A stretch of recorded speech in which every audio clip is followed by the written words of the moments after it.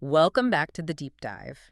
You know, the world around us feels like it's constantly shifting under our feet. Yeah, it really does. And that's true not just for our jobs or, our personal lives, but for our churches and communities too. Hmm. Keeping up with all that change can feel like, well, a full-time job in itself, right? It absolutely can. The pace of change has only accelerated, hasn't it? Mm. And it puts immense pressure on all organizations, even ones with a spiritual mission.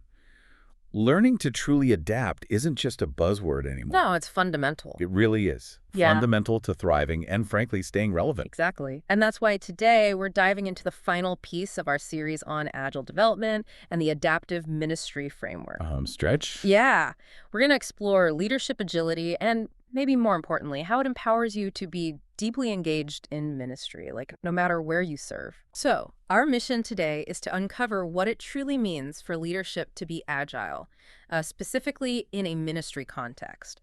How this framework, the one developed through Pastor Florin's doctoral research, encourages everyone to serve. Right. And what specific opportunities exist for you listening right now to lean in and make a difference. And we'll be drawing on insights from the latest business agility reports, which give that broad view of what makes organizations nimble. Okay. And then we'll connect those directly to specific applications, within a church setting. Great. So let's unpack this. We often hear agility in a business context, right? Companies trying to be more flexible, more responsive. To market shifts, yeah.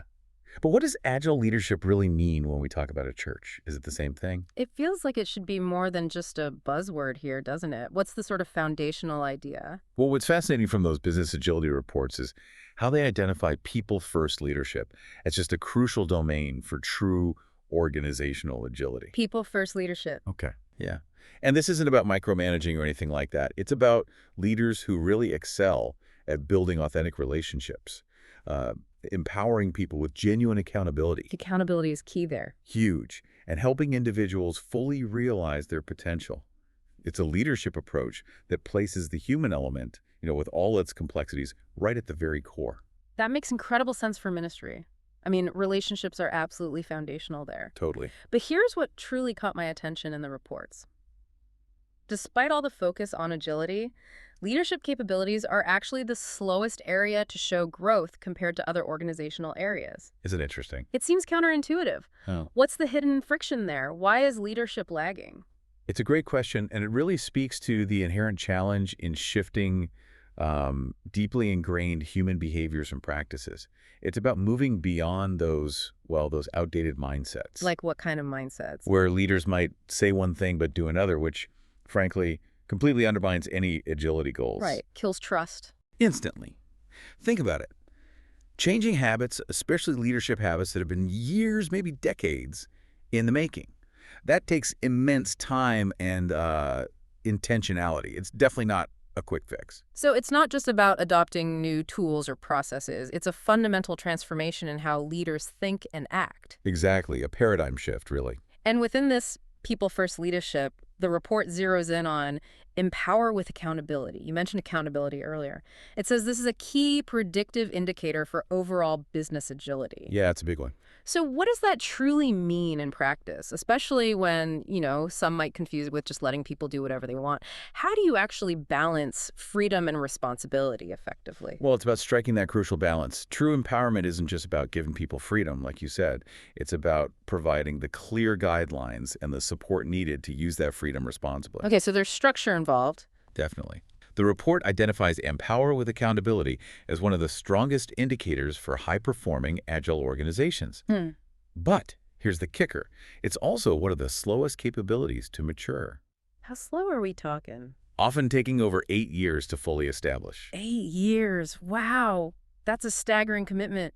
What's preventing that crucial shift from happening faster? Is it just fear of losing control, or is there more to it? Well, fear of losing control is definitely part of it, but it's often also the failure to build clear, accessible systems for decision-making, like at every level. Ah, okay. The infrastructure isn't there. Exactly. Many organizations struggle because decisions either get, run all the way up the chain for approval, which is slow and disempowering. Right, the bottleneck effect. Or, on the flip side, they swing too far into empowerment without any clear guidelines, which just leads to, chaos and disarray. So finding that middle ground is tough. It is. True maturity isn't just a philosophy. It's a meticulously built infrastructure of trust and transparent guardrails.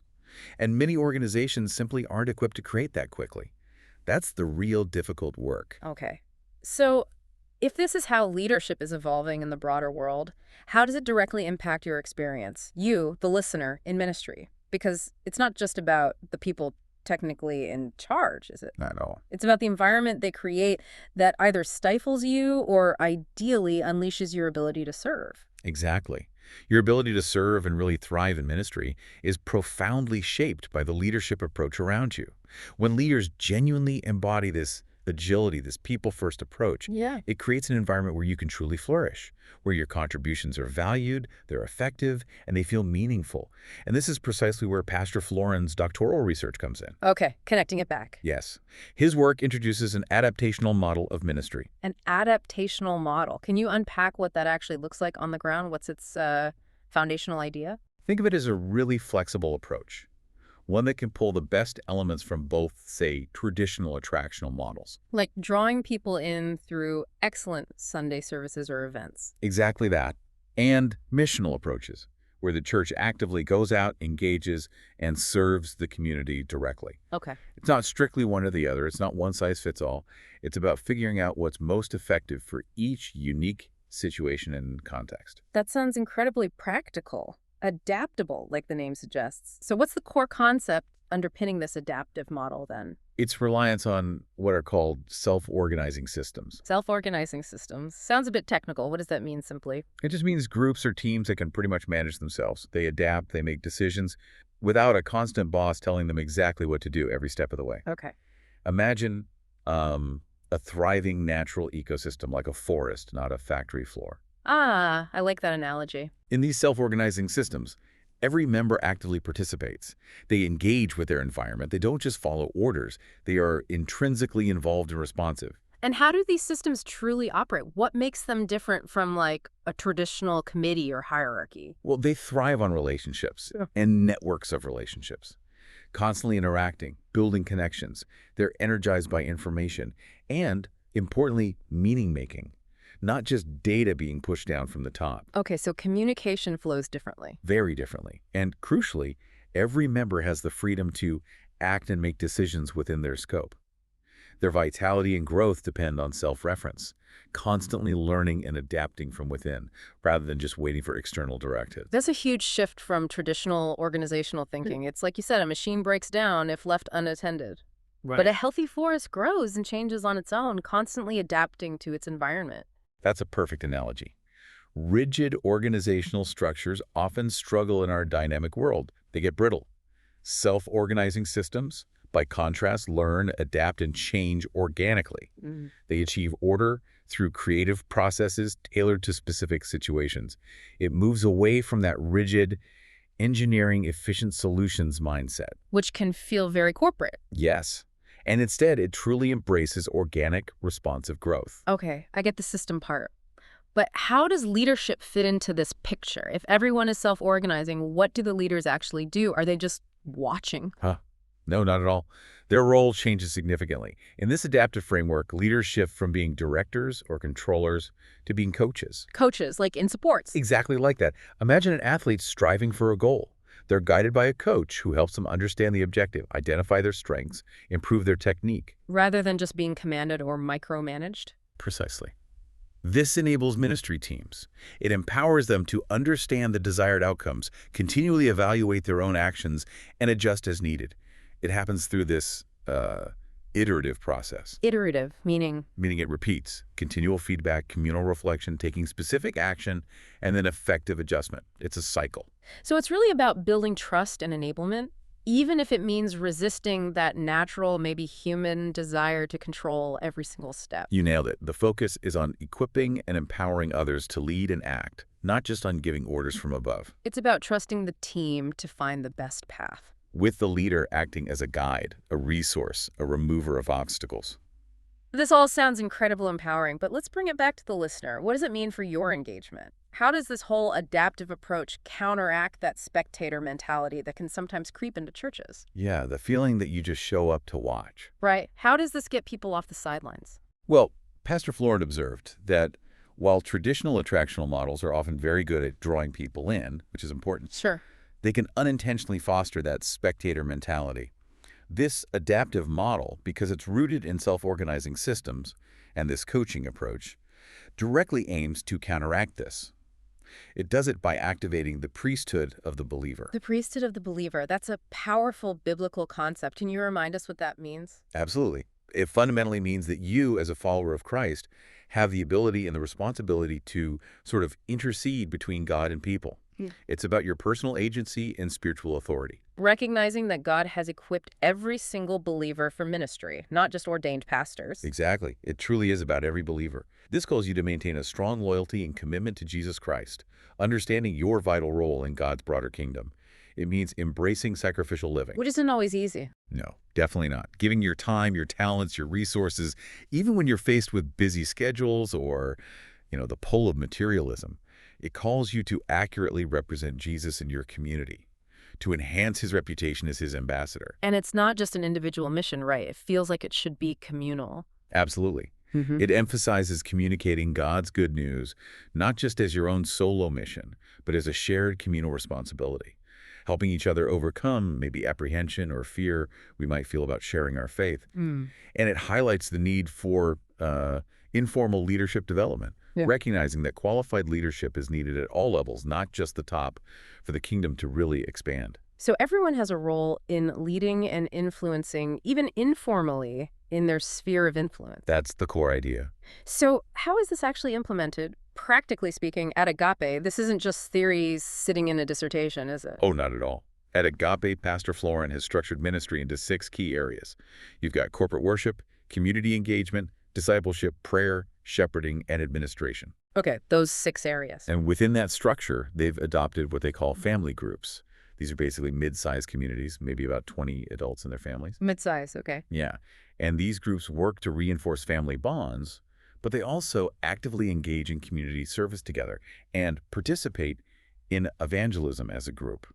So these groups aren't just social gatherings. They sound like active, ministry-focused units. They really are. And they operate as these self-organizing systems you mentioned. Precisely.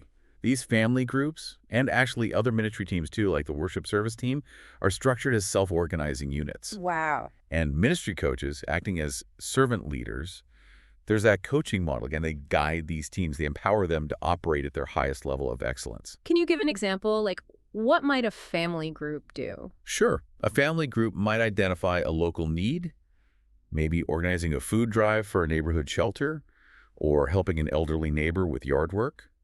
And then, with their coach's guidance, not direction, but guidance, they'd plan it, execute it, and then reflect on that initiative together, start to finish. The ownership is with the group. I love how this connects back to the coaching model. It's leadership that enables, that empowers, rather than dictates. Exactly. And how does Agape encourage that essential community engagement in a practical way, making it feel like a natural part of church life, not just another program? Yeah, that's key. The church follows a really consistent monthly rhythm. On the first Sunday of every month, the focus is on a fellowship brunch right after the service. A brunch, nice. Yeah. And everyone is genuinely encouraged to invite friends, neighbors, coworkers. It's a practical, tangible example of how community engagement becomes an act of worship. It's not an add-on task. It's integrated into the core rhythm of the church. Right into the core. That's a beautiful concept, framing community engagement not as some burdensome task you have to do, but as an actual act of worship, something deeply connected to your relationship with God. It fundamentally recalibrates the motivation, doesn't it, for outreach. It fosters genuine love for others and serving the community in tangible, beneficial ways, which in turn builds trust and a positive reputation for the church and for Christ. It truly grounds all this theory in real-world practical action. It's about living out the kingdom, often quietly, consistently, in your daily life and in your shared community. Well, we've covered a lot today. We've explored how leadership agility, especially through Pastor Florin's adaptive ministry framework, isn't just some management trend, but it's a clear pathway to unleashing your potential as a servant leader. It's about building these self-organizing teams, coaching them to adapt, reflect, and act. All driven by the inherent worth of every single individual and the Well, the unstoppable growth of God's kingdom. And this unstoppable growth of the kingdom, as you mentioned, can often be imperceptible sometimes. It can even feel countercultural to our fast-paced, results-now society. It's often found in those quiet acts of service and connection, isn't it? Yeah. Not always the big, flashy programs. So, here's a provocative thought for you to consider as you go about your week. If the kingdom of God grows through consistent, even small, acts of authentic service, what joyful act of engagement could you embrace this week? Something that would quietly demonstrate its profound, transformative power right there in your corner of the world. That's a great question to ponder. Mm, And we truly believe that every person has a vital role to play. This adaptive model is designed to empower that. absolutely. And hey, if you're interested in learning more about this or maybe getting involved, uh, the Servant Leaders Collaboration Meeting happens every Sunday morning at 9 a.m. 9 a.m. Sundays. Where's that held? It's in the Fellowship Hall at Agape. Yeah. And it's really open to anyone who wants to learn more about these principles and, be part of this adaptive ministry journey. You don't need a title or It's like anything. a willingness to learn and serve. Exactly. Yes, please come join us. We would love to see you there. Thank you so much for joining us on this deep dive.